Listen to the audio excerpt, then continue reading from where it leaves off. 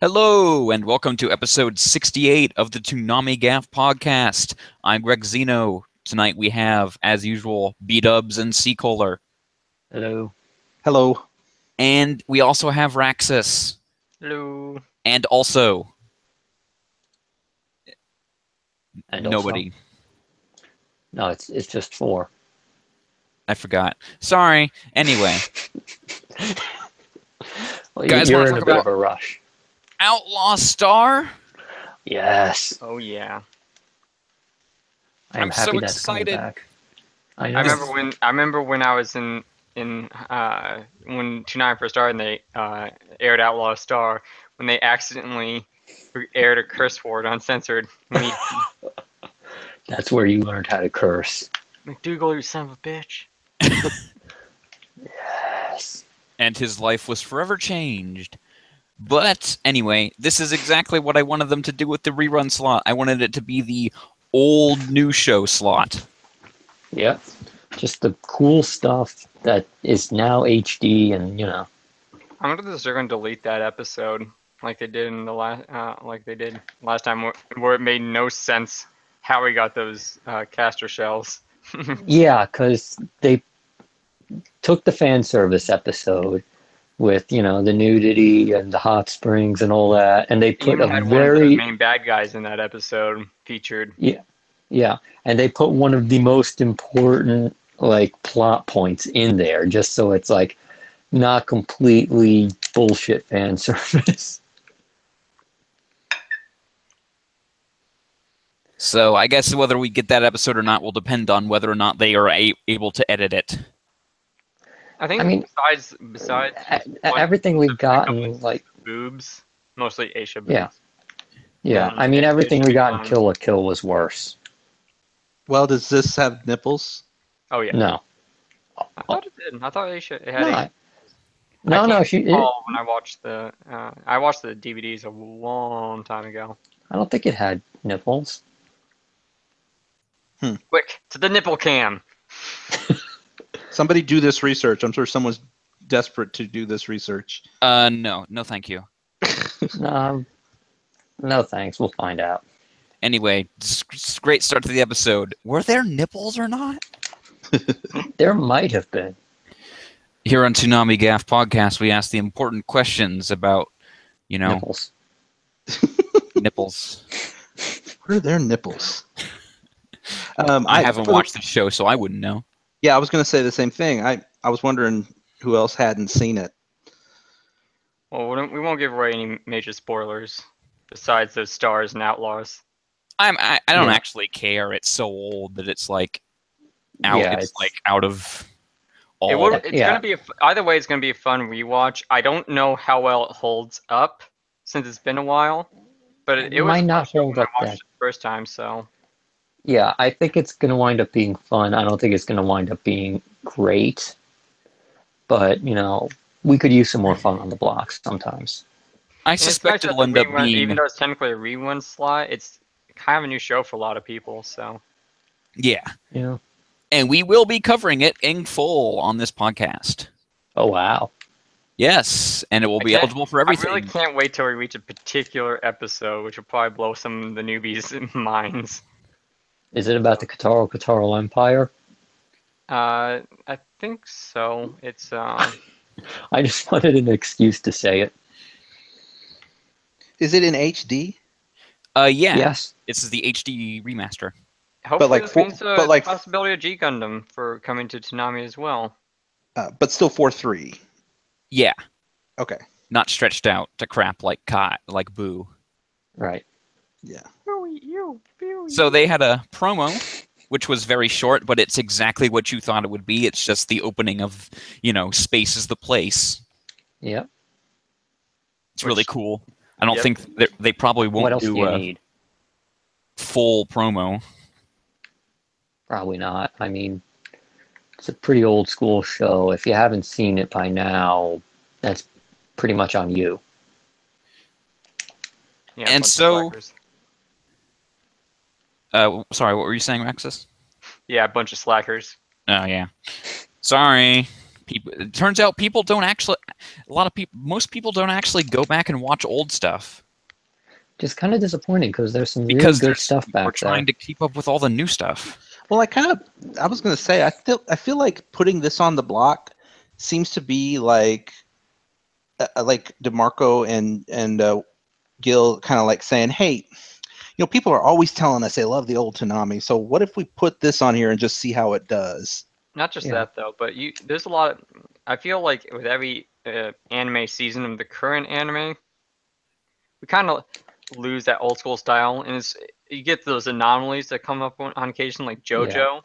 But I mean, I would kill to have like freaking Fist of the North Star either up to date or just have it on the Toonami block. Just because, man, that show is just so fun. You'd have to do like a complete Yeah. remaster and redub, and that's I just mean, not happening. it's also one of those things where there's only so many shows that air each season that you could actually put on Toonami. So like if you're willing to go back a little Not bit even and season, not even Yeah, it's more year.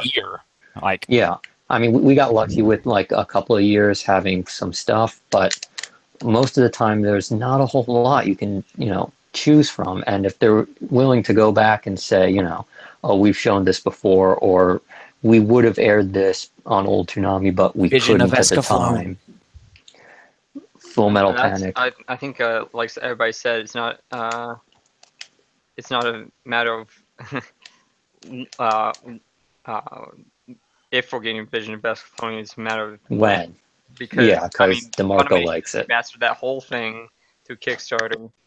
It looks beautiful. It's one of the most beloved anime from back in the day. It seems now with Outlaw Star coming back, it seems like that's They could be testing the waters. I feel that, I mean, obviously, I think a lot will be determined on just exactly how well Outlaw Star does for that slot. Yeah. And then if it does do well, I think probably even before Vision of Escaflowne, they're probably going to go for Gundam Wing. I would really think nice G Gundam first. No, Gundam. I know the remastered of G Yeah. Gundam came out and it looks amazing, but did it Oh, it actually looks come fantastic. out here? And did they? And there's also the problem of dub.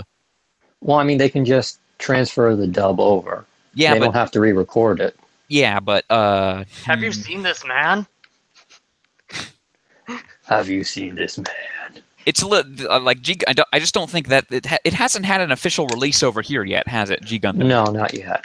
Okay, I think so that's if it a ever problem. does, we're definitely going to get it. Gundam Wing, however, is getting one, and Gundam Wing yeah. also has that promo. So Yeah, I think that would probably be their first. choice. It'll be Yeah, interesting to see. I think it's one of the most exciting things about Toonami. It's just Mhm. now that we have a couple rerun slots, they can kind of experiment with these classic shows they had on the block back in the day. yeah. Like I said, either stuff they showed or stuff they weren't able to show because they got canceled, or like there's a lot of stuff they can go with. Oh, that reminds me.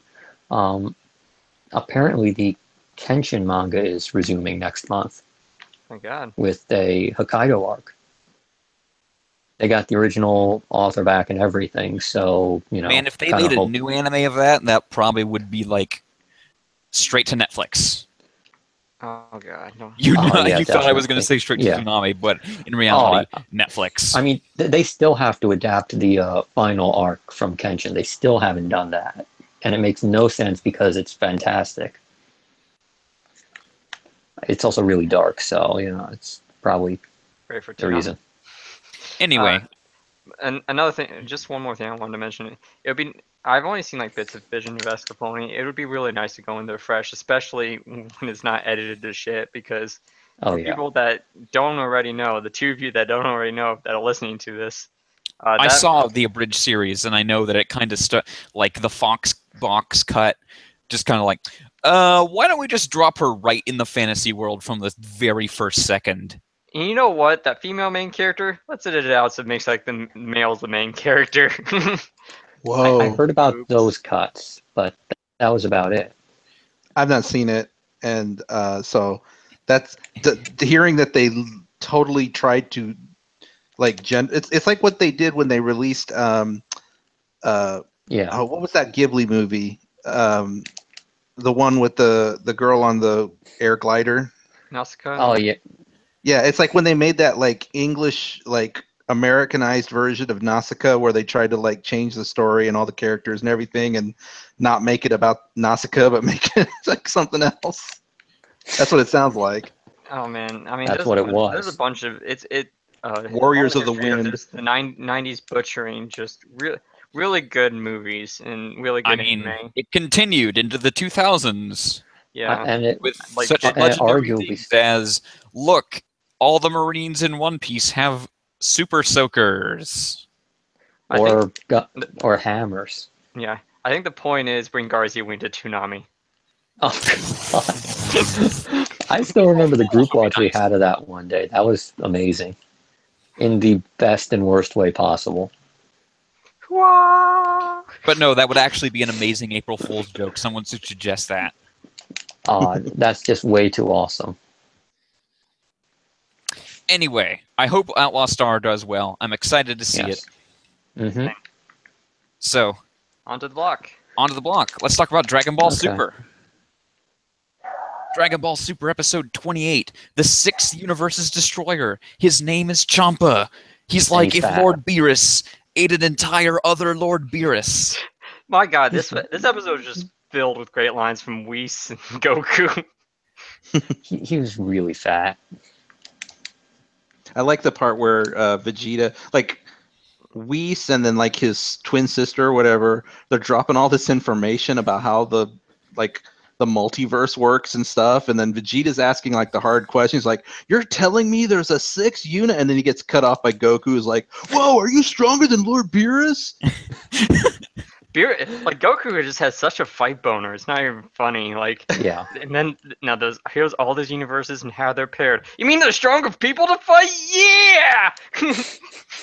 So in this That's episode, a bi-universal tournament is now being held because one universe does not have instant ramen. And this is a situation that must be Earth is rectified. blown up because they elected Trump. Mm-hmm. Oh man, does that mean we're in the 6th universe? We're about to find out. Oh man, we're in trouble. Anyway, like Save one us, Lord episode in, Champa. and I'm already completely far more into this arc than I am like any of the other ones. Oh yeah, well I mean naturally. Is Like, and this all you universe- had to do was just add some humor. Is all this universe stuff Yeah. like new as of right now? Yep. Yeah. This is all brand new information. Like, Okay. I think we kind of dive into some of the other universe stuff that it kind of gets retconned into it, but we'll Yeah. get to that when we probably way further down the line when we meet if we meet the other universes. But I would say Lord Champa and is it Vados? Both Yes. are really fun characters. I think even, and that's the thing. I think while the Super has a habit of copying and pasting characters, like, but he's Fat Beerus this time. They still have kind of unique personalities and are just so fun to bounce off of. It's like Toriyama got his groove back from Dragon Ball and just said, "Fuck it, I just want to be silly." Which is Oh. good. Although he is falling into a trap that he always falls into, because now we don't just have regular Dragon Balls. Now we don't even have Namekian Dragon Balls. Now we have Super Dragon Balls. You know, Goku, yes. we really are the Dragon Ball Super. But They really are. well, one is the title, and two, I will say that they kind of taper off with the power ups and the Super Dragon Balls after at this point. It's a little bit, but it's. I mean, it's not. There's a lot of callbacks, and it's not really. It's a lot less ass pulley than No, before. it's still pretty ass pulley. Yeah, there is still those moments, but I mean, all these other universes are literally like, man, isn't it ridiculous how we keep finding stronger and stronger people in this universe? What if there were more? But think it's a good Easy idea. way out. I don't mind. I mean, I can't wait to see all these crazy universes. yeah, it is gonna be fun, and honestly, it opens up a lot of really fun writing that we never got to explore before, which we'll get into. And all of which little goes bit. to waste. I don't think so. A little bit, yeah. We'll fight I mean- about this later when it actually becomes relevant. But right now, we're gonna meet. Hopefully, we'll meet some of the 16 Universe fighters soon and be able to talk about them in more detail. But I think Yeah. it was a good intro for official intro for Beerus and Vados and I'm sorry, Champa, and Champa is Yeah. fucking fat. I have And a, the best He's a character of the fat year, fuck. Vegeta in a fat suit. Oh yes. I do have one weird question. This is not even important. I'm just generally curious. Are Whis and Vados really brother and sister, or is it just that they're Yes. like parallel dimension people? No, no, they're related. Hmm. They're really related. Okay. We'll get back to Yeah. it. We'll probably get back to that down the line, but Yeah. Because like, does that mean that It- Champa and what's his face are actually related? They actually are. because Okay. they're mirror universes, so they're mirror counterparts. No, So but it's that's like what I'm. No, no, So no. They're I think actually it's kind of like related. the gods are all like outside of the universes, and then they all get like assigned to each one. Well, I mean, like they Okay. pick out the gods from the universes themselves. So, like, just think, because you're the god of I'm one not sure if universe doesn't mean that's where you're from. has this happened yet, but I remember was it Beerus that offered one of the characters to become a god of destruction? Yes, that's Yeah, happened. yeah. No, it's Vegeta. what? Yeah, what's his name? Yeah, Whis was offering to give either Goku or Vegeta the role in the future. Yeah, but if they take it, they're not necessarily going to be the god of this universe. Okay, so and then just to be perfectly clear, this isn't a situation where there's like a parallel dimension and there just happens to be a different version of Beerus called this guy. Champa.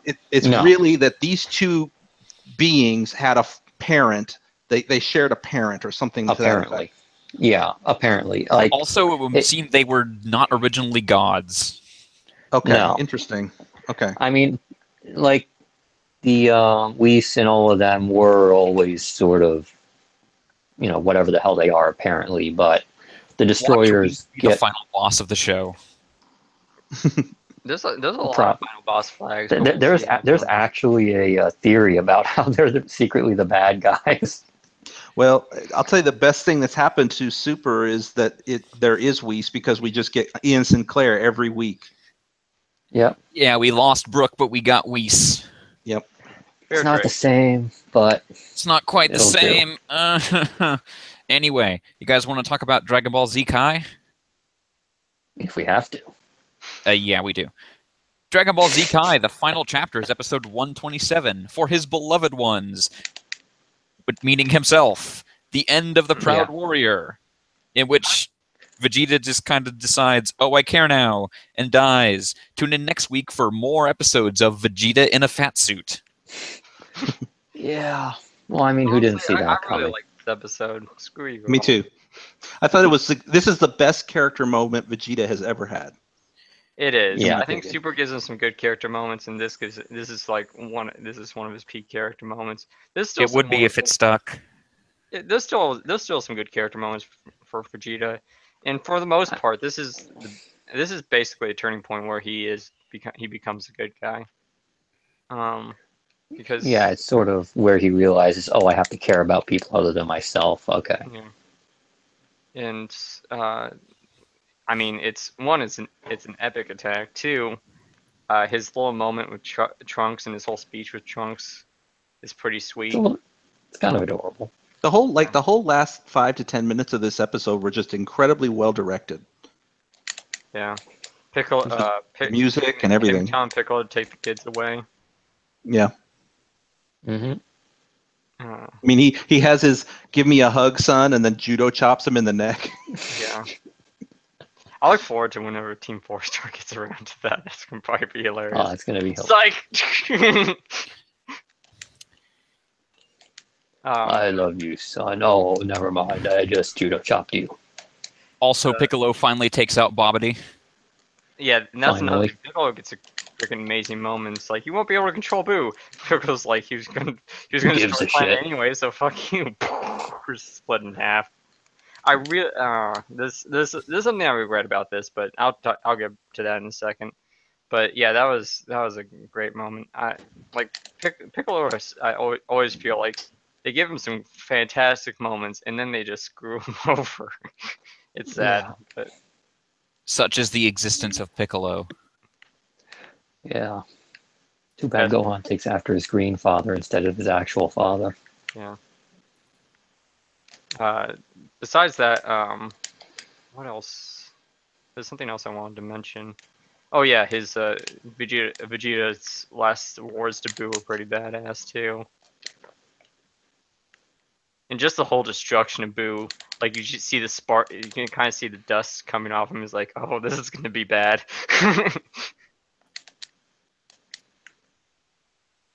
So anyway, other than that, that was the episode. Mm-hmm. Anyone have anything to add?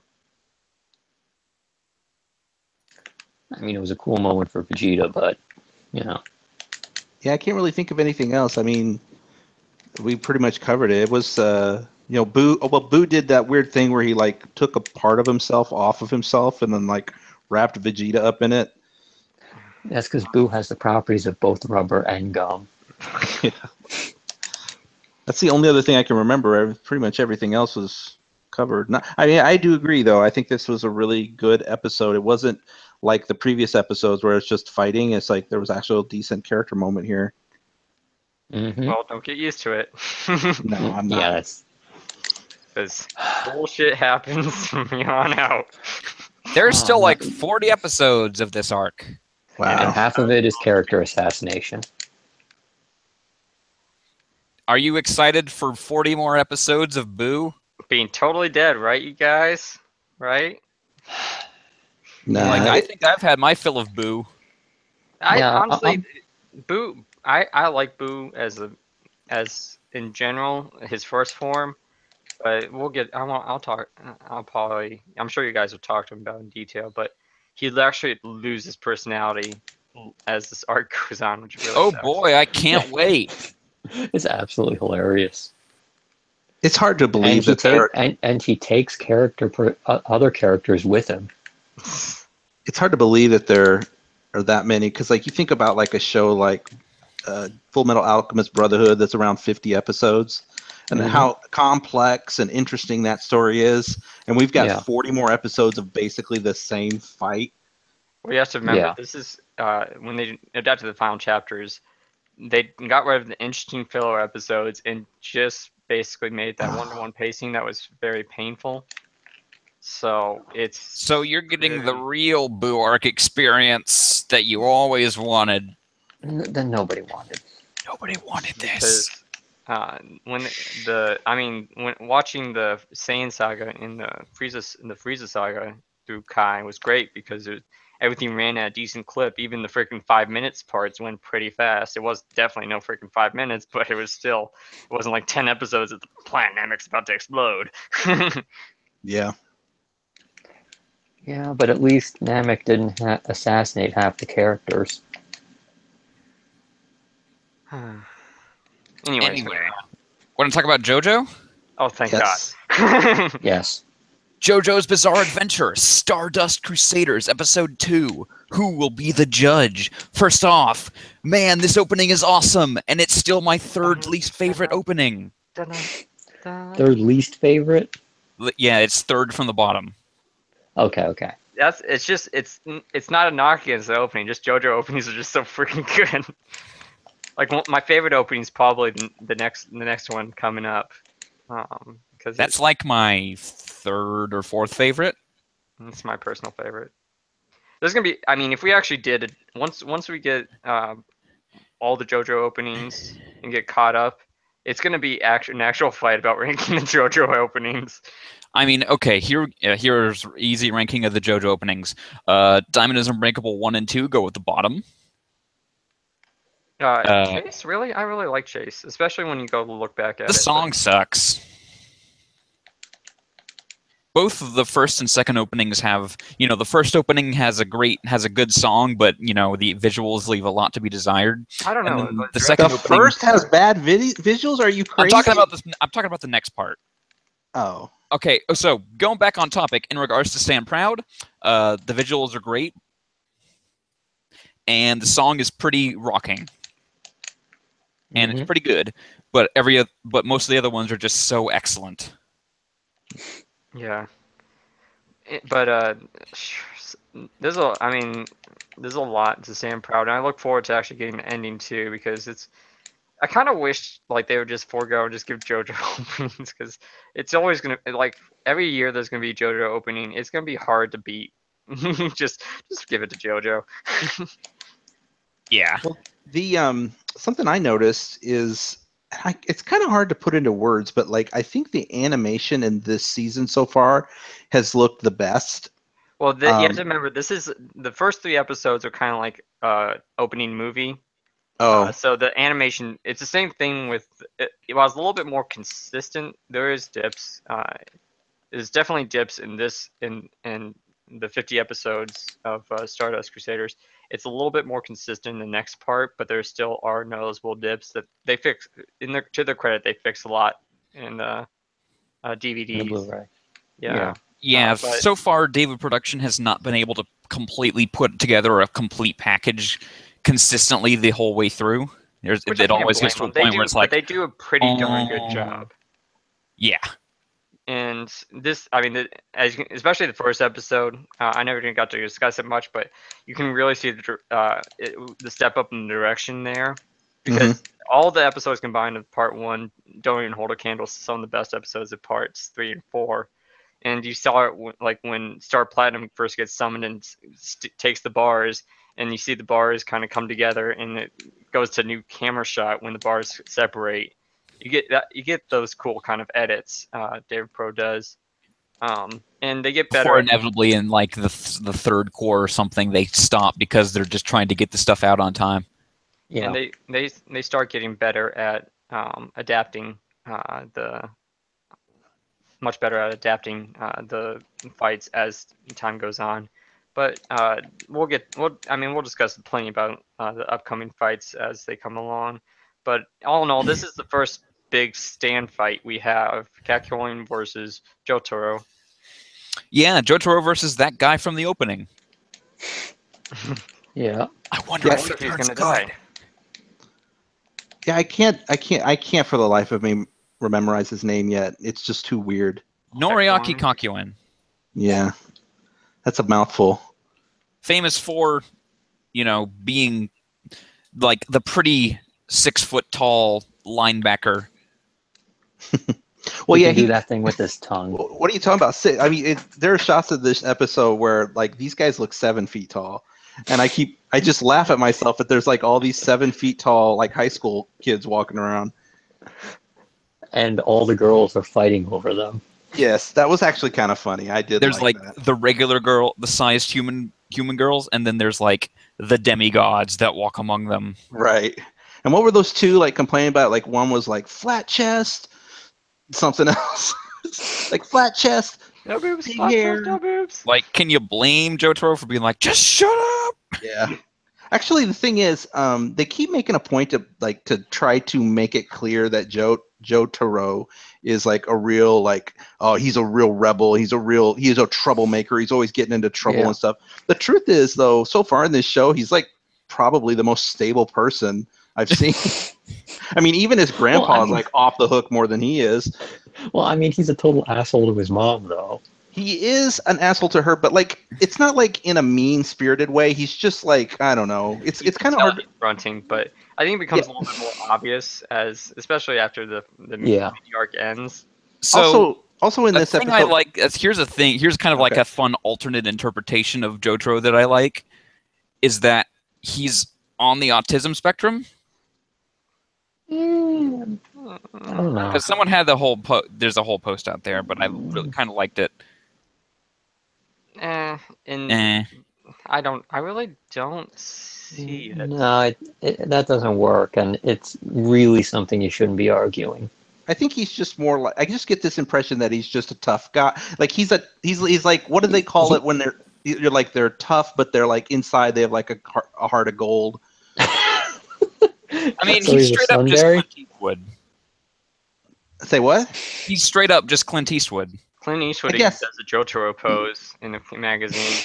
Yeah. Also in this episode too, talking about his mom, it's like, yeah, okay, so he says shit like that to her, but they both know that they like are good to each other. And in this episode, they made a point where he was like, he normally would just walk away, but he was like, "Are you sure you're okay?" And it's like, "Yeah, okay, I Yeah. can see it. They Not just really that are." though, but little things like that, like it's like don't forget to leave her with a kiss. He actually lets her kiss him. Yeah. Yeah. He calls her a bitch, but he still lets her. I mean, Yeah, I think that's just like it's a terrible nickname that he is giving her. It's the way I look at it. It really is. But she doesn't seem bothered by it at Oh, all. because So, she loves her I little mean, baby. she is completely unfazed by it. It's like she Well, knows he's fronting so hard and just trying to. Yeah. well, I mean, look whose daughter she is. So, True. Yeah, she must have had a really weird upbringing. That's for damn sure. no kidding. Daddy, how did he lose her hand? Well, you see. How did I you get knocked an married? alien into space. Wait, why wasn't mom at our wedding? At your wedding? Oh, It is well, really fun to just constantly realize that Joseph, everything in part 2 happened in this universe. seriously. It makes it extra bizarre. It's like, your stand took the finger of my mechanical hand that I got after I launched God into space out of a volcano. Oh, by the way, did I tell you about this guy I knew? He was a fucking zombie, or I'm sorry, he was a freaking Nazi cyborg. Grandpa, I think you want to lay off the drugs. Did I tell you about the time I got married? None of my family or friends showed up. I didn't know why. Apparently your mom had kidnapped me. And then his hand turned into a vampire squirrel. So then I shot the Coke bottle cap out at the cop. And then I pulled out the Tommy gun. He And can then I tell pulled stories out for the Tommy days gun. about all of his crazy, like, inventive ways of winning. And then for some reason, Then I they just pulled all out the said Tommy gun and tacos. shot up the coffee shop. Yep.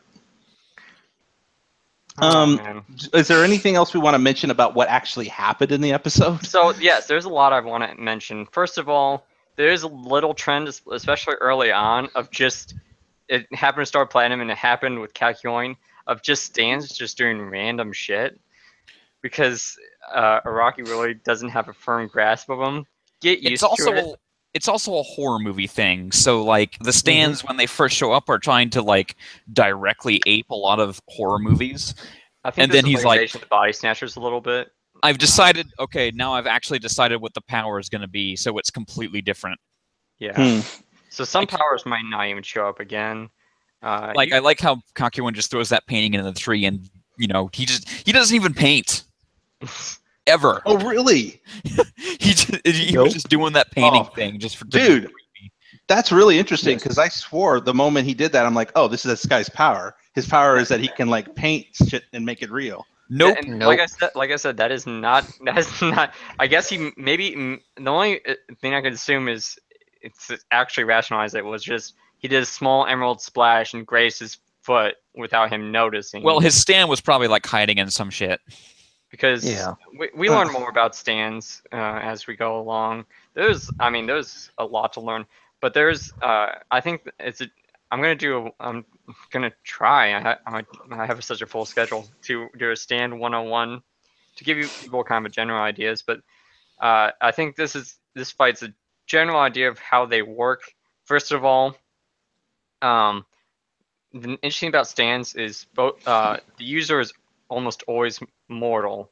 So depending on the stand, the stronger the stand, the stronger it manifests. So, for example, when Star Platinum gets damaged, Jotaro feels that damage, as we saw in the fight. Same thing with Kakyoin's Hierophant Green. Because like Star Platinum is literally squeezing Hierophant Green's skull, and then it's the imprint of the palm is just showing up on Kakyoin's head.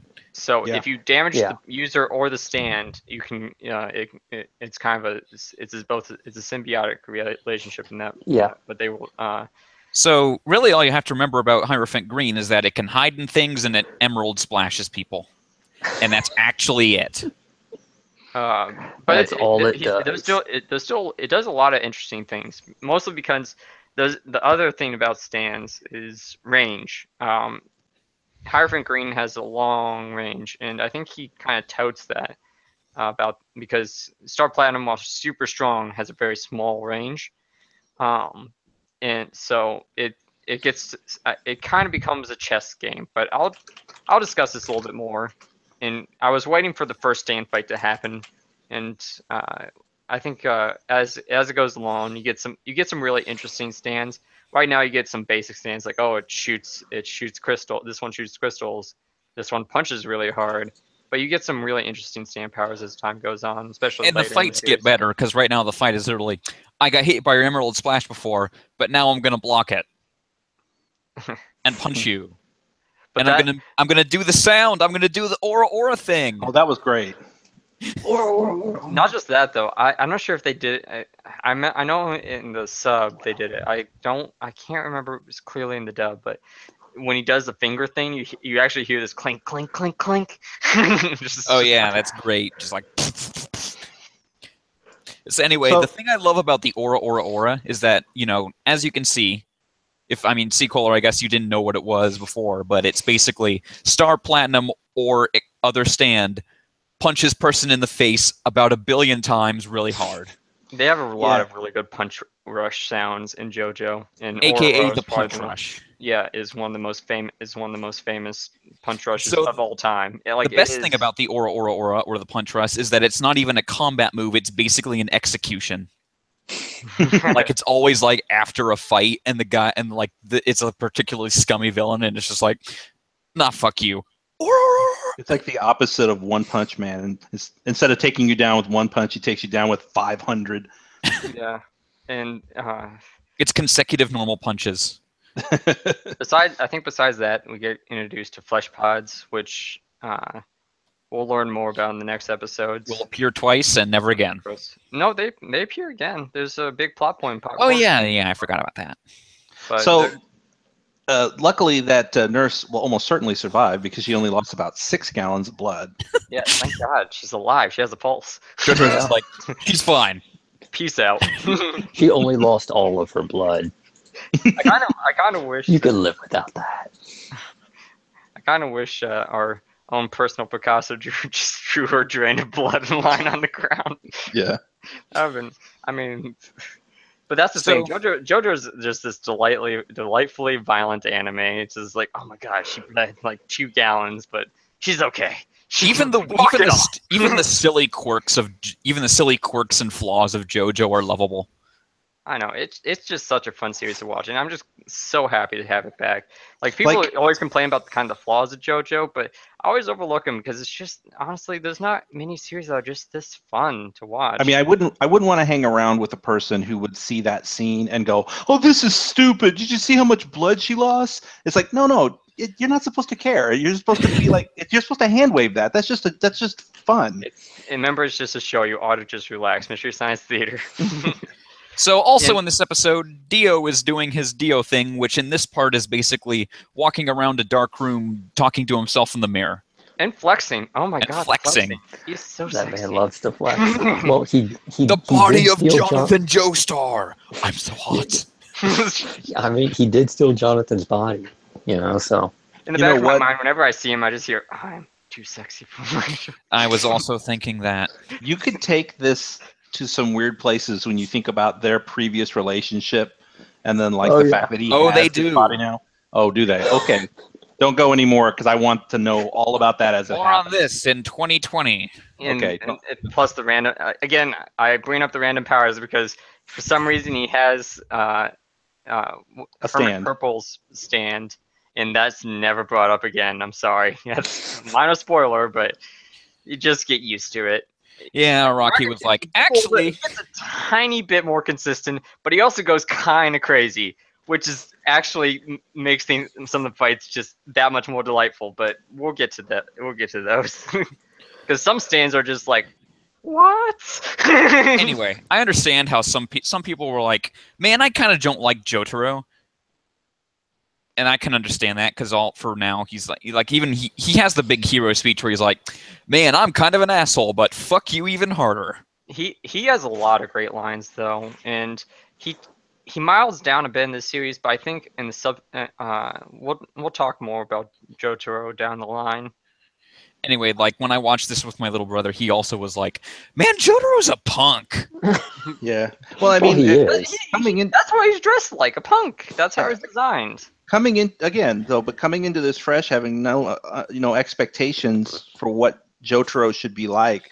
Like the thing is, I was just judging by some of the things other people had said about the fact that, like, oh, he's, every other Joe star is not as interesting as the even ones or something like that. Somebody said something like that, and I just think to myself, okay, well, I guess this guy's going to be kind of a dull. I mean, I'm not having a problem. Like, I think that he's fine. I mean, It's not that he's dull; he's just not very deep. I guess, but I mean, like It's a good breakdown. I think Super Eye Patrol does a good breakdown between the JoJo protagonists. But I'm still waiting for him to do Why You Should Watch Part 4.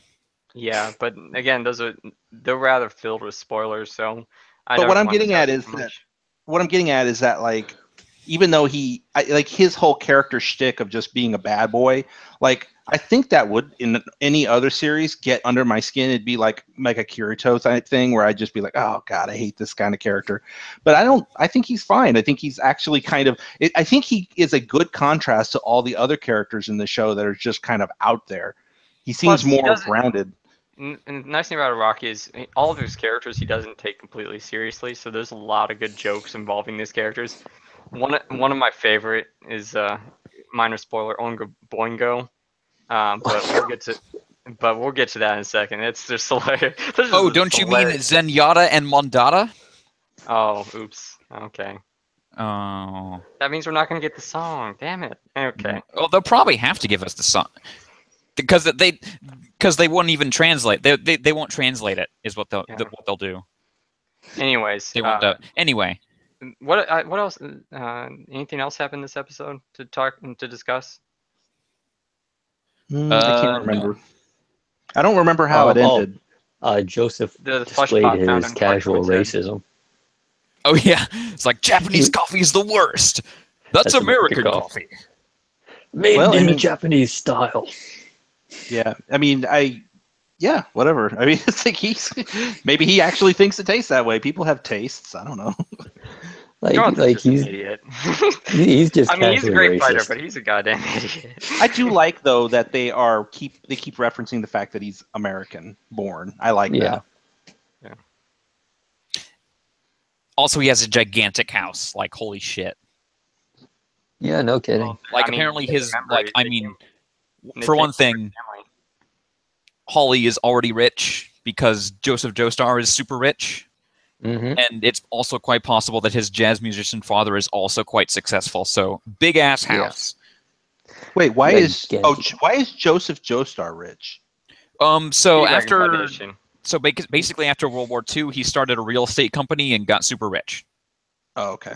Because like he said, like even in like episode 1, he like tells Holly, he's like, I just told Susie Q that it was a business trip for Joestar Realty. Yeah, not just that though. I think he also inherits Speedwagon's business, and he was an oil baron. Probably because he died a bachelor. Oh my god! I wouldn't be surprised if he gave it to the Joestar family because he was always their hype man. Anyway, he has a New York penthouse. I just realized something, guys. Hype man. I just realized Holly, her behavior. She is the daughter of Susie Q. Yes, and it makes perfect sense. Yeah. I think I'm seeing some connections here. So Jotaro is kind of interesting in that, technically every single JoJo protagonist, none of them are pure Japanese at all. None of them. Nope. Like even the one, like even like starting now is like, okay, now they're Japanese, but no, it's like Jotaro is like half Japanese and then like one half British American, one half Italian, like 1/4 Italian. Mm-hmm. I messed up the percentages there. Shut up. Whatever. It's like you're giving Bender percentages at this point. I'm 80% Dolomite. He is 80% Dolomite. Do you want to talk about Tokyo Ghoul? If anyone can remember what happened, then let's talk about it. I haven't even in Tokyo Ghoul Rude. I just watched it and it's etched into my mind. Episode 5 Rift. Because it's the rift of the asshole that this show is. So what's 1,000 minus 7? I'll give you the answer. It's a shitty show. About right. But brought that back. Since I recently watched this, and I mean, I feel like I'm just dropping into like the middle of this anime. I could have sworn I watched every episode, but I'm just sitting there thinking, why is any of this happening? Why are they assaulting I this don't base? know. No one And I just can't knows. figure. I mean, maybe it makes sense in the manga. I'm sure it doesn't. But well, it's not even in the manga. Right, but still. Every time somebody says, "Hey, man, the manga is so much better," I'm like, I don't know how anything of actual quality could. You can't make such a terrible thing out of it. Well, that's the thing, though. They marketed it. They took what was a Sentai series and turned it into a shonen series for some reason. And it's Well, I mean, that should still translate to a certain degree. but it's just You like. know? Anyways, so what happens? This Stitch's girl fights the twins and kicks their asses, and it's really stupid and super edgy, and I love every No, you mean second of Stitch's it. boy. Oh, I forgot. Are you a boy or a girl? It's a I don't boy, I think. know. But yeah, that's right. There were the two, like the plus and minus girls. One's black and one's white, all And wearing black, and the other one wears they white. became girls for some reason. They knew Yeah. the inspector, and we all don't kind of give a shit. That's the one thing. They keep introducing characters that pretend they know each other, and it's like, And we don't care who about them. cares? I Well, mean, that works if you actually care about the person that they supposedly know, only we don't, so we don't give a shit. Like they killed a character off, like one of the detective guys that's been there for some time, and Is he honestly, Who dead? cares? I don't know. I don't care. Probably. I wish everyone in this show would die. the main the main agent guy who's like the real handsome, supposed to be handsome looking one. I Like call him Cross Dude, Cross Agent. With the swords, right? Yeah, I guess with the blonde that. he's touches supposed to be her like the hero of the humans. Come on. Yeah, I guess. I don't know. I guess, you know. Anyway, that guy. Who are you talking about? Who So cares? the two girls, there were like three girls who were like up and coming students of his. One of them got killed, and then the two twins or whatever, they apparently got turned into or willingly turned into ghouls. And the Amon or whatever, he's like, "Are you those girls? But you're ghouls. That's impossible." And I'm thinking, wait a minute. Like, you know that's possible. You've met Connie. I know. No, he doesn't know. Whatever. He doesn't know He doesn't know Kaneki. Kaneki's half human, half. He hasn't, because the eye patch. He hasn't seen Kaneki's He just calls him Eye Patch. regular eye. Well, whatever. Whatever. So that's not a plot hole. See, it's not. It is somewhat consistent. No, it's not. just Here, I'll give you a bullshit. reason it's not. Here's why it's not. Because apparently this is like a known thing. Apparently this is something that can happen in this world. Are you telling me they're the only three people to ever have this happen? I mean, the whole agency Kaneki joined are basically. The better question is, why does creepy Stitch's kid know, and why does Amon not? Who knows? Who cares? You're right, but I can't. I am so out. Like, I don't know why I even watch this every week. I'm No starting to one find it does. fascinatingly bad. Like, how did it? Like, this is. I mean, the first season was bad, but this is just off the rails and the trains crashing. And I would really love someone to just kind of take notes because I imagine it's just going to be page full of question mark, question mark, question mark. There's not even. Well, I kind of agree with you, but on the other hand, there's not enough interesting stupidity happening. It's There's just lots of interesting it's just stupidity. That whole fight with It's just Stitch's boring. boy was freaking like what? Like, okay. I think this is what he's saying. It's like you can forgive a show for being, bad in every other way as long as it's entertaining. This is just like the cardinal sin for any medium of entertainment is to be boring, and this is like, it's just straight boring. There's nothing interesting. Yeah, we need that. We need like, where's that French guy? Like, bring him back or something. I don't know. He sucks too. But at least he was like funny bad, Yeah. kind of. I mean, I'd rather have He was something trying be too fun. hard to be funny bad. Well, it's better than what we have now. Yeah, what we got this week was a melodramatic episode about a bunch of characters that nobody can even remember their names or cares about. Yeah, speaking of not remember his name, Kanechi here just freaking goes berserk on this guy. And Amon's like, Like, it's a thing. And I'm like, what is that? I don't care. What really burns me is they keep introducing like these new like technobabble for their universe. Like, they have the weapons, which what are they called? something. I don't know. Queen Who cares? K. Queen K. So there's Queen K, right? And So then basically, they all carry around Quiche. That's the What the name. hell is that? how are you remembering this? I don't He has it know. written down. All right, but anyway, but like apparently there's a new one now, and that was revealed this episode because that's the whole bug thing, and it had another name, and they said it, and I'm just like, God damn it, I don't care. I am not going to learn any more of your stupid made up vocabulary for this world that is just boring as hell.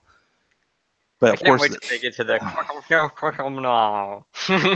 yeah, Bleach had kind of a similar problem to me, where it kept they kept introducing. Sabato Bankai. Yeah, and it's just like I don't care. All this and also Iron-Blooded Orphans, I'm about Orphans gets better at least.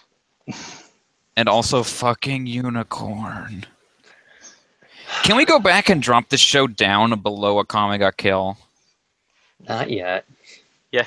We'll do it Let's later. find out. Let's watch both at the same time. I will say, I'm willing to do it. I'm willing to hear it out because I agree. I think there were moments in Akame ga Kill where I was like, haha, hey, that was At kind least of a fun confusing, scene. yeah. In Akame, so, it was literally like, hey, we put it above Akame ga Kill, and then we watched the next episode, and we were like, No. okay, we've made a terrible mistake. Yes. Can we go Made back it and terrible. adjust it?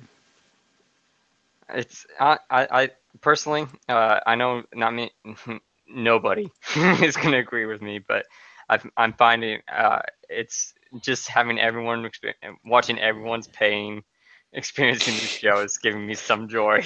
Well, you're just a masochist, aren't you? No, I think the term for me is sadist. Oh. Yeah, no, Anyway. he is a sadist. See, Let's talk about a that's why good my show. fingernails are black and my hair is white. Let's talk about a good show called Hunter x Hunter. So after crashing into a wall, Hunter x Hunter, episode 61, Invitation and Friend. By the way, C. Kohler, this is the episode I want you to replace the intro with the Yu-Gi-Oh! Intro. You got it. It's time! Because literally this guy just teleports out of nowhere and just whips out his dual disc. Yeah, I think it's interesting that they explained in this episode that they built the game so that people can't die using the game's mechanics. It's just that people are assholes enough to kill each other inside the game using. It's like, conventional haha, means. guess what? you Then hear about the mysterious bomber. Well, who's I mean, killing the players for whatever reason. Well, I mean, the problem is that someone put a $50 billion reward on, complete save data. So that completely undercut the whole, oh, nobody's going to want to kill each other. It's just a game. One of my favorite things in the moments like, hey, what do your save file contain? Going, oh, Dad just said to enjoy the game. I'm just thinking, killing back of his head, just going, God, what an asshole. Seriously. I mean, at least he gave him a copy of the ring and the, At this point, I'm memory card. Yeah, but not at this game point, that was I'm kind of $50 billion. I'm kind of feeling like he didn't do it as a gesture of goodwill. He just kind of wanted to fuck with them. Well, so I mean, but by the end of the arc, it'll make more sense why he did it. Okay. It's not a total dick move on his part. It's only a partial dick move. it's just mostly a dick move. It's mostly a dick move. It's half dick move, half help, but he puts a giant dick move cherry on top. So that's our ging. so Gon and Killua get to this town, and then somebody explodes. No. First, this is very important because, as you mentioned, the guy comes and duels them. But since they're new to the game, we meet a newbie hunter, and he casts a spell on Killua. Oh yeah. He tries to dodge it, and it's like, haha, I got you. You're totally mine. Then Killua just gives the biggest death face. I love the faces in this freaking anime because it's just like, what did you do to me? He's just like, oh, Gonna murder that guy. teleport. He just bolted. So go ahead, Grex. What were you saying? Mistakes were Anyway. made. So they get to the first town, and somebody explodes because there's a guy named the Mad Bomber running around. And I wonder if it's that guy who looked kind of evil in the opening, and then shows up later, and he's like, "Hey, I'm totally harmless." Hey. And then he brings up the bomber himself. I think it's in a neat twist. It's pretty obvious, especially if you watch the opening. But I mean, there's a lot. It kind of this becomes a little bit of a chess game, and that's the interesting part because I mean, you meet the player character that helps Gon Killua, and he says, first off, like, bring out your book because that's going to be your defense against the spells in game. And without them, people can track your movements or even know all the valuable cards you have in your binder to steal. So if you since they backed away when he first summoned his book, he knew they were newbies because you can't dodge the spells in this game. While they can't kill you, they can certainly assist in getting you killed. Yeah, there's a lot of talk about the strategies, how to dispel stuff, and they talk about they form a group, and we meet in that group. There's of course a handful of the players we met, including the cocky guy that was sat behind Gon and Killua, a mysterious girl who we don't know if she joins the group or not, but Gon makes both Gon and Killua actually make it's a pretty sweet scene where Gon apologizes to Killua. Yeah, he's like, I'm sorry, but I want to play the game I want to play. This is something my dad made for me. Well, I mean, we know the girl doesn't join them because at the end of the episode, she's following them, and she's like, I'm going to ruin their friendship because it's a fun thing to do. Oh, man, I can't wait. But she's the best. She's already the best character in the series. By the way, I just want to mention, I think in the last episode, I said that the guy with the big jaw, like he reminded me of someone. I couldn't remember who it is. I remember it's Scratch Manapoo from One Piece. Oh, you're right. For the people that have no clue what that is, go Google it. That body would make sense. It was taken from us I will never get over that, especially since it was fucking Tokyo Ghoul that came in after that. Just breathe, man. Just breathe. Like a fuck. It's like, hey, I'm gonna kick you in the dick and then shoot it off. So going back to oh shoot, sorry, 913. This is a really fun. I mean, this is the thing that Hunter x Hunter tends to do. There's a lot of rules and notes to take down. It pays off in the end because it's kind of like setting up the pieces to a chessboard, and it makes for some interesting arcs down the road. I like Greed Island a lot. It's not my favorite arc. I think the next arc is, but I still like it a lot, and it's partially the video game aspect to it, and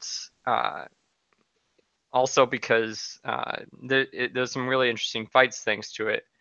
And it has I think there's technically like 2 climaxes to this, and the first one that happens is so out of left field, like you never expected it to happen, but it's just glorious. It's one of my favorite moments in the series, and there's a lot of great ones. One last thing I'll say about this episode was, we always hear about the sort of quasi implied shipping that's going on between Killua and Gon, and holy crap, this episode I never saw it until this episode, where suddenly it's like, man, I can understand why people saying they like don't understand. They really lay it on thick. I mean, it's still possible to just say like, this is just a really deep friendship, but man, it's just some of the ways he says it. It's not. Yeah, like the reason I stayed was because of you. He's like looking in his eyes. It's sort of this thing. I just want to, if I can just add, I really want to preface this with something. I don't mean this in a harmful way. I think it's great. The reason I kind of encourage it is because, one, there's other characters we meet later on, like, that are very positive, like LGBTQ characters in this series, and it's honestly there's definitely not many anime that kind of have these kind of positive stereotypes. Well, I mean, in this sort of case, it's literally done because Togashi saw that people were shipping Hiei with Kurama for some reason, so he's like, all right, I'll just screw with them, and I'll do that, and why not? I'm sure by the end of the series, assuming Togashi doesn't die,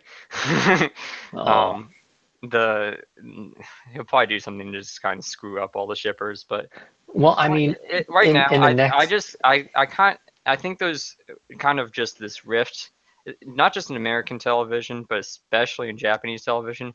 They're just having positive gay role models, which well, I mean, it does help to have those on screen. it does.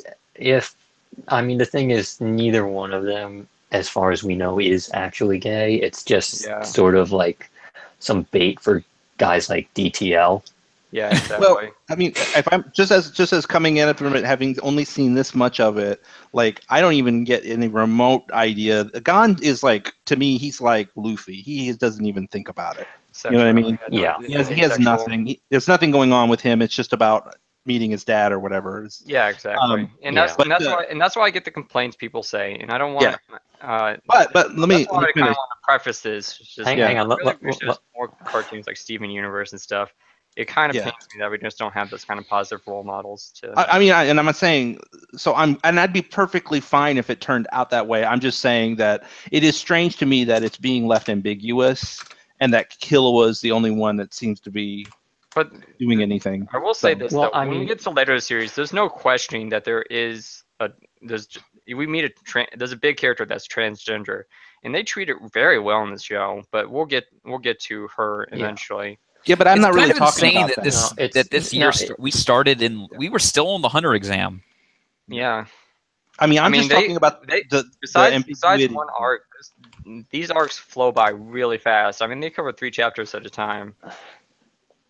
Yeah, it's just interesting that because again, he does a lot. The creator of this does a lot of things where, like, even not just like the ambiguity of Killua's affection for Gon, whether it be purely platonic and just friendly or versus something else underneath that's for some reason mysterious. It's like characters that are drawn with like the genders being ambiguous and having characters that are female characters who look male and vice versa. It's just, there's a lot of unusual stuff. Not that any of it's wrong or you're not allowed to do that, or that's like perfectly fine. It's just an interesting thing. I don't quite like, it just must be his style, or the person just likes to do that. I don't know. It's strange. It's just unexpected. It's like, because when I first saw Karapika for the first time, I assumed easily it was a girl. I mean, I was just like, oh, that's a girl. Who's that? And it's just, no. It's like, oh, okay. Long hair. One of my favorite moments was when we were first starting. We meet this older family, and I just told everyone, okay, just so you know, besides the mother and the grandmother who we never see, all boys. They're all dudes. And it's like, wait, even that? Yep. Just blew people's minds. Anyway, so want to talk about Lupin? Can we? Twist after twist after twist. Lupin the Third, Part 4, Episode 7, Until the Full Moon Passes. In this episode, I don't fucking know. It's like it's like, how many twists can we fit into one episode and still have it be understandable? Let's go to the chart. Someone bring up the chart. Okay, this guy betrayed that guy who then betrayed that guy. This is like that scene from like Emperor's New Groove, was like, by all accounts, it doesn't make sense. But it was still fun, and it still made more sense than Tokyo Ghoul. So put the actual voice clip in there. I'll have to find it. The twistception in this episode is just over the top. It's like they were literally trying to see how many of them they could fit in a single episode.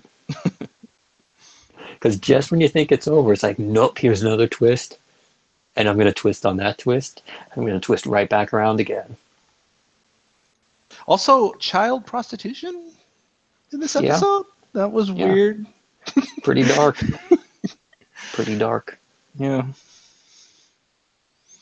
Did not expect that from the Lupin. No, you didn't. You expect that from Black Lagoon. You don't expect that from Lupin. Yeah. At least they did it in as terrible a subject as it is. At least they did it in a kind of tasteful way, I guess. So. Man, that's a fucking huge fortune. Yeah. No, yes. She rich. I like too that somebody took the time to arrange those bricks in such a like doofy way. Like, why would it's like the most space inefficient way of storing money. Like only Scrooge McDuck does it worse, you know. Well, no, Well, I mean, Scrooge McDuck does it the best. Okay. because he can swim in that shit. You can't but- actually. So, That's but impossible. let's build a 20-story tall hole in our mansion so that we can stack these up. It's basically what they did. Man, I It hope makes it nobody had the easier. plans for that mansion, where it's basically like, what's this mysterious giant room? I don't know. It's marked the gold room. Here be the pillar of gold. Can you imagine the construction workers? Sir, why are we building a giant hole in here? Well, only they thing- were minced and melted into the gold. The only thing that blew my mind in this episode, outside of the constant plot twists, was the fact that Lupin didn't take any of that.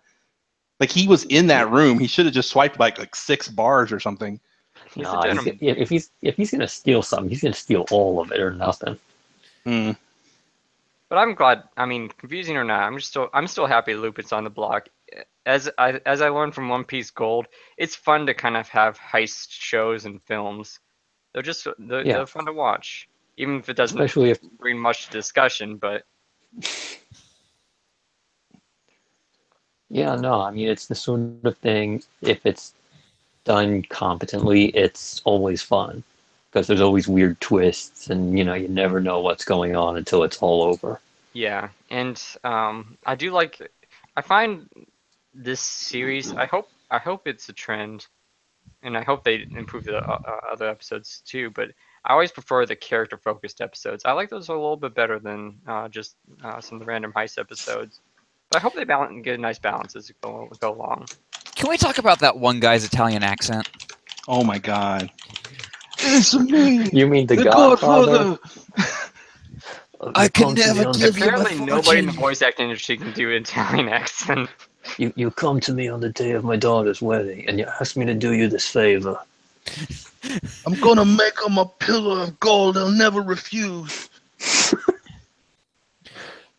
Oh my god, it's amazing and awful at the same time. It is really at this point it has gone beyond a trend. This is a staple of this show. Every side character has to have a goofy voice. Yeah, It's awesome I though. can't wait till Goofy just shows up. Look. Gorsh. Like what other goofy cartoon 80s characters can we Gorsh, insert into I'm this? actually Fujiko Mine. That would happen. She would wear his mask and then he'd look completely real to people and then she'd pull it off and it'd be her face. She'd be Goofy and Pluto at the same time. She's that good. She is that good. The ending of this show is just everyone in the universe pulls off their mask and they're all Fujiko Mine. And then It's like the Space Dandy Zombie episode with Fujiko. actually I was thinking more like the ending of like Big O season 2. It's like they're all pulling off their mask and then you cut away and see a TV screen and a camera and you're like, what the hell? Oh man, I really wish we got a Big O season. Oh man, Big O is way more crazy than I thought. Yeah. We need This is season good 3 crazy. already. But good. Sometimes a little crazy is always fun. So Anyway, want to talk about Naruto Shippuden? Do we have to? Yeah. it's the. I mean, the Naruto Shippuden episode 168, the fourth Hokage is Naruto's dad. God damn it! I mean, we What? already knew this for a while. I actually did love No. Naruto's reaction because he's just like, "What the fuck? I don't know. What am I supposed to feel here?" Kishimoto is the author of Naruto, right? Yes. Yeah. Yeah. Why is he just so fucking terrible at twists? Well, but Like, yeah, if it's ruined on the fact that barely classifies as a twist if No. everyone knew No, it yeah, from I the agree. second you saw him. But Yeah. there's another one. I that's mean, we just knew really since poorly like hidden. chapter Like 2. he is really bad at this. what makes it bad he's is not the good at fact, like I twists. said last week, what makes it bad is that only Naruto doesn't see it. Like Yeah, everyone else every knows. every viewer and probably every other character in the series can just go, "Oh yeah, that's your dad." I mean, look at him. That makes but- sense. I mean, but look at the our giant protagonist- face on the thing. Our protagonist has to be the dumbest ball of wax ever. It's just, it's so Yeah. frustrating. I'm still frustrated I didn't get to talk to you guys about the Looney Tunes episode. Freaking That episode was fine. no, I love that episode. Don't get me wrong. It's one of the most divisive episodes, and I would love to discuss it a little bit. I never really understood why people thought it looked bad because it looked fantastic in motion. Well, some people think that Mob Psycho looks bad. Well, they have those people horrible definitely taste. idiots. Mob Psycho is gorgeous. It's basically some people are just like everything must be extremely on model at all times. Yeah, or it must Regardless of bad. how much it I don't moves. like the That's art off style, model, therefore so all it the sucks. animation is bad. Like art style and animation, the same thing. Anyway, so the fourth Hokage talks him out of going completely crazy, and so he beats the villain with shadow clones. What else is new? What else is new? I mean, mean, it's literally as simple as, oh, he's going to try to push us. Let's push back.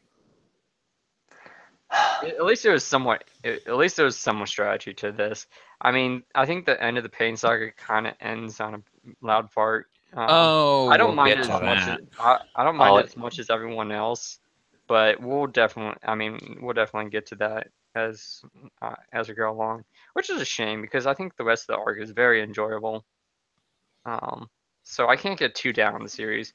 It's kind of like Mass Effect, the Mass Effect 3 of sagas, where it's like I enjoyed it. Most of this is great, but that ending. I enjoyed it. I enjoyed it less in the anime because it's like, oh, I remember this being more good than it actually is now. Well, no, I mean the problem with it in the adaptation is A, the music was garbage. B, it takes forever for them to do anything. Like, there's not enough of a compression, and they use the wrong music for most of the time, and it's not animated well for most of it either. So it's like, this is moving too slow for something that should be fast. It's not. The music is too boring for something that should be hype. It's just a bunch of horrible directorial choices. Which is a darn shame because I think as you've seen in the past in Naruto, you can take an episode and with the right director, you can get some good material out of it. That Hinata episode is one of the best. Yeah, I love the Hinata. I think that's the best episode in this entire arc is Hinata. By far. Probably the last several arcs. I mean, the problem is that every episode in that arc should have had that sort of, attention. Yeah. I mean, it probably would have killed everybody, but, Also, Valve announced a new game while we were doing this. Wait, what? Yeah, it's a Dota Hearthstone. Oh, god damn it. Yeah. Master Trolls! I bowed You just went through the entire 30-second cycle that all of Twitter did. I'm like, Half-Life 3? No. I knew it wasn't going to be, but I was just waiting just... like my heart just went out of my chest with hope, and then I'm like, oh my god, they did it, the bastards, and it's like, no, bullshit. Valve only makes just the reaction faces in the thread is hilarious. Oh, this is classic. Anyways, let's finish this. Yeah. I think. Are we done? Yeah. Let's. What was everybody's favorite show of the week? JoJo. We go with Hunter. Yeah, it's toss up. I think I'll go with Hunter as well. JoJo was great though. JoJo was great. Hunter X Hunter was great. I think I'll go Dark Horse and go Dragon Ball Super. I mean, Lupin was good too. Yeah, I mean, there was Lupin was really hilarious. Shows. I kind of want to give them all props. Nothing really stood up against the others as being truly a great episode, but it was a really solid night. I would. This evening, I would put Hunter, and JoJo as kind of like both winning the top slot for me because for different reasons. Hunter was just so engaging as it always is, and JoJo is just so crazy that I'm like, glued. No, wait. I forgot to say this when we were talking about JoJo, but who else wants like a spin-off series of those girls that were fighting over JoJo, just focusing on them, just like savaging each other as they fight for his affection? God, no, pass.